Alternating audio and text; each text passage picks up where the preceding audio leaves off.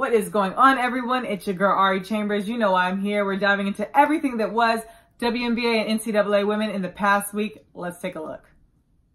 There comes a time in every professional athlete's life where they have to just take a step back and pursue endeavors outside of the court. That's exactly what veteran Monique Currie is doing. After 13 years in the league, she has announced via Instagram on her 36th birthday that she will not be returning. She is retiring and accepting a role at Nike headquarters. Mo Currie was the third overall pick in the 2006 WNBA draft to the Charlotte Sting, which we all know does not exist anymore. But as fate will have it, she's made her way around the league and ended up in her hometown team, the Washington Mystics. The Mystics had a wonderful, wonderful last year and made it to the WNBA finals. So what a way to go out, Mo Currie. Wish you the best at Nike. Hold it down for us in Oregon. Many times we focus on player health without considering the coaches, but this week we have got to place focus on our coaches because our greats are under the weather.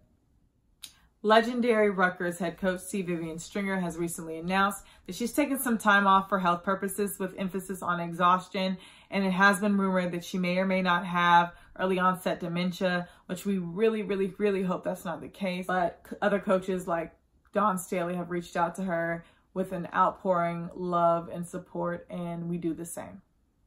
Coach Stringer is not the only legend in our thoughts and prayers this week, because for the first time in 22 years, since the Big East tournament in 1997, Coach Geno Auriemma had to miss a game. Associate head coach and Hall of Famer Chris Daly took over in the absence of Coach Geno Auriemma and led the Huskies to another victory, and it is to be noted she is 8-0 as a head coach, so just throwing that out there. But we are hopeful that Geno Auriemma will return to the team on Tuesday against Wichita State.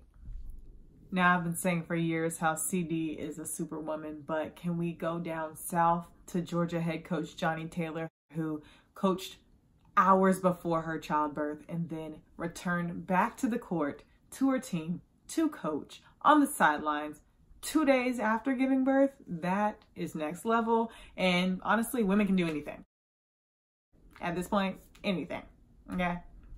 And in less personal news that could be taken personally, Maryland snapped Minnesota's 6-game win streak in a 71-69 win over the Gophers in the last minute of play. At 53 seconds left of the game, Minnesota's winning probability was 99.8%. Time winding down, 69-67, Minnesota at 26 seconds left. Kayla Charles' layup ties the game. Then possession goes to Minnesota, obviously, but Maryland had a foul to give. So weren't in the bonus, foul them, right? Then they take the ball out, inbounding the ball. Kayla Charles intercepts it, and the very last second, Land scores 71-69 Maryland and the upset to Minnesota. I think it's safe to say that Notre Dame's Arike Ogunbowale has had the best past 365 days out of all of us, outside of being a nationwide hero and household name because of her 2 shots at the Final Four in the championship game, giving Notre Dame the national championship. She has now faced another milestone in her career, passing Skylar Diggins-Smith as the all-time leading scorer. Skylar previously held the record at 2,357 points. The season's not over yet, and Arike has a lot more scoring to do if Notre Dame wants to do a two-peat title. Let's see where it takes her. Let's see the final number. But again, Arike Ogunbowale is sitting at the top. Now, you guys know it wouldn't be a proper Ari recap without mentioning NC State, right? Of course. They just beat their rivals, UNC, in a down to the last minute game, and Paris Key having 32 points. And we already know that Carolina is capable of beating top-ranked teams, as they beat Notre Dame, who are the reigning national champions and who are the predicted #1 seed. But NC State still has to face Louisville, so this should be an interesting rest of the season. They only have a few games left, and then going into the ACC tournament, it's anybody's game. There are 6 ACC teams in the top 25, so we'll see them fight to the finish.